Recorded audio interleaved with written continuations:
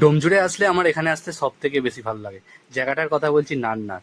আর এখানে দেখো নান্নার কালীবাড়ির কাছে আমি এখন ঘুরতে এসেছি। তো কালীবাড়ির ভেতরে এখন ঢুকবো না, আমি যাচ্ছি এখন নান্নার ভেরির দিকে। আর ওখানে গেলে তো মন একদম ছুঁয়ে যায়। আর গাছটাকে দেখো কত সুন্দর লাগছে, তাই না? পুরো পাতাই ভরে গেছে। দুদিনের বৃষ্টিতে গাছ একদম উজ্জ্বল হয়ে উঠেছে সব। আর এখানে ছোট ছোট গাছেতে আমও ধরেছে দেখো। সত্যি বলতে রাস্তাঘাটের পলিউশন থেকে যখন এরকম গ্রামের দিকে আসি, গাছপালাতে একটা আলাদাভাবে নিঃশ্বাস নিই, একটা আলাদা শান্তি অনুভব হয়। আর এখানে একটা কালী মন্দিরও আছে, যার জন্য এই জায়গাটা আরো দেখতে ভালো লাগে।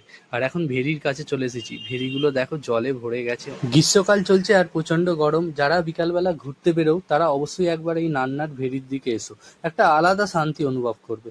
আর তোমরা কারা কারা এখানে এসেছো অবশ্যই কমেন্টে জানিও। আর এখানে দেখো একটা বীজ আছে, আর এই বীজের পাশে একটা খেজুর গাছ আছে যেখানে খেজুর ধরেছে। দেখতে খুব ভালো লাগছিল। কদিন পর যখন খেজুরগুলো পাকবে আরো ভালো লাগবে। আর এইখানে দেখো বাঁদিকে একটা ছোট্ট উদ্যানও আছে, যেখানে একটা ছোট ডোবা আছে, তার মধ্যে বোট রাখা আছে। আর এখানে বাচ্চাদের খেলার জন্য অনেক কিছু করা আছে। তো এবার ভিডিওটাকে লাইক করে সবাই ফলো করে দাও আর শেয়ার করে দাও। আর মন্দিরটাকে কেমন লাগছে কমেন্টে